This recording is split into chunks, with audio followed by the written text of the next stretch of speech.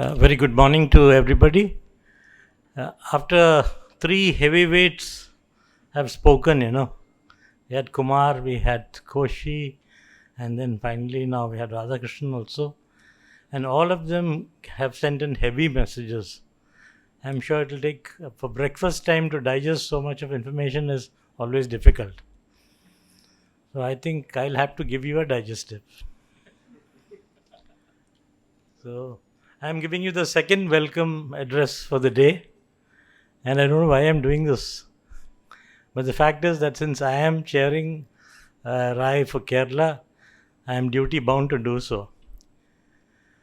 A welcome to a particular region in the state, place which has actually welcomed my own family.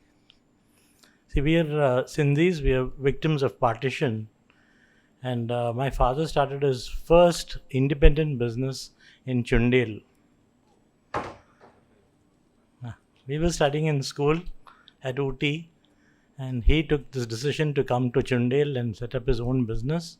And that too under the aegis of a very major distributor of the then Imperial Tobacco Company at Calicut. I think all of you must be knowing Rangaswamy Chettiar.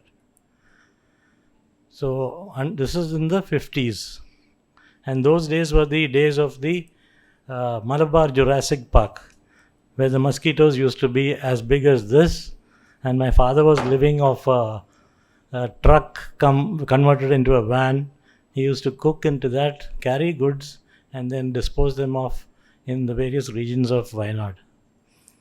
So whenever he used to tell us his stories of the partition, he also used to tell us of the beauty of Wayanad and the places that he used to cover, like unknown names like Manandavadi and Sultan's Batheri, Chundel, all these places used to come out. And later on, we went to these places and we realized that Kerala is so beautiful. But let me also tell you that this particular region of the state has also invited some of the biggest invaders into this country, starting from Vasco da Gama. And from there on, India has not slept well. Whether it is the Portuguese, the Dutch, or the English. And what has happened is they've taken away all our riches, and now we have starting all over again, discovering what our real riches are and how do we make them up.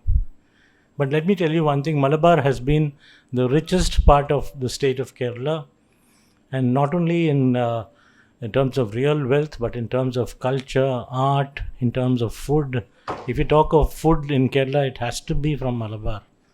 And that is why some of the leading QSR, the quick service restaurants, that is Paragon, Sagar and others, are all over the world right now. And all of them are doing extremely well. In fact, if you go to England also, you will find Kerala restaurants out there. The beauty about Kerala is that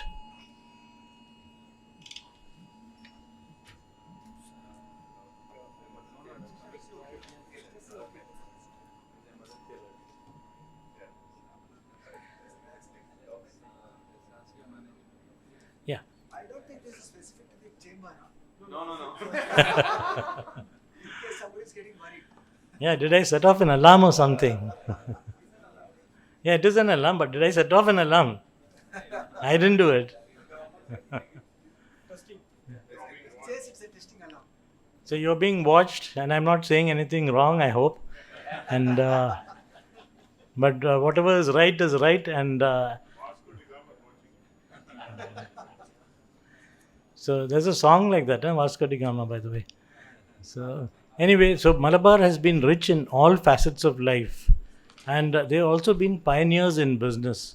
Some of the best known names, be it in business, we have PK Steel, we have Western India Plywood, we have the big hospitals, the big restaurants, all have emanated from Malabar. But when it comes to retailing, the first thing and everybody thinks of is SM Street. And that was the biggest example of perfect competition. Somebody was asking, how can you differentiate retail? You go into Mithai River, you can't know from where you're going to buy which halwa. But things have changed today. Today you have variants of halwa. Today there are umpteen number of flavors of halwa, the different types of mixture. Yesterday or day before yesterday, my wife asked me to go and look for a brand called Magic Bites, the flavors of Kerala. And they all come from Calicut. A mixture which costs 100 rupees a kilo is being sold at 1000 rupees a kilo. Essentially because they have access to the world market, the packaging is good. There are so many things that make it a sustainable business. So the opportunities are immense, and with technology coming in, the opportunities have actually widened the sphere. And for those people who are not willing to adapt to technology, let me tell you one thing. When GST came in, everybody thought, who's going to file these returns? I need a computer for this. I need to do this, that, everything. But today, everybody is doing GST and everybody is comfortable, and the government is laughing its way home for the money. Almost 1.5 lakh crores a month is being generated from the system. And finally, where does it go? It is coming back into the infrastructure. And as the infrastructure goes, today you have 2 Vande Bharats here. One more coming. You have 3 airports already. And some more might be coming. Private jets have started coming. In Cochin, we have a private jet terminal. And most of the leading people, including Malabar Gold, have their own private jets. So the opportunities are tantalizingly immense and huge. It is our thinking that has to change. And this particular platform, when you meet up with so many experts in the field, gives you an opportunity to actually network, interact, and grow. So please don't lose this opportunity of meeting up with various people in this room, off and on during the session. Connect with them later also. RAI is a great platform, not only for educating, upgrading, upskilling, but also for advocacy. One of the major things and the best things that RAI has been doing is talking to the government. So far, nobody would represent a retailer. The biggest problem among us retailers is that we, instead of collaborating with each other, we compete with each other. And these days, the success story is basically collaboration.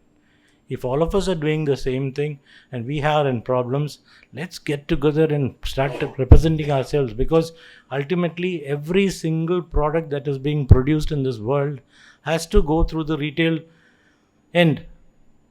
It's like, every child that is born has to go through the pain of birth at the retail point, isn't it?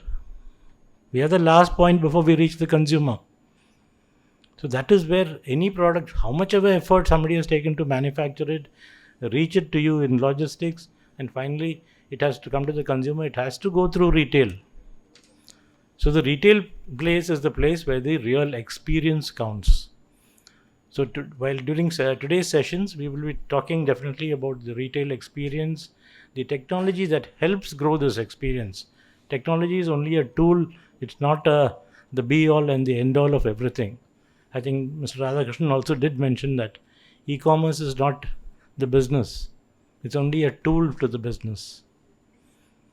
So we have great platforms coming up like ONDC. We have already the Internet of Things.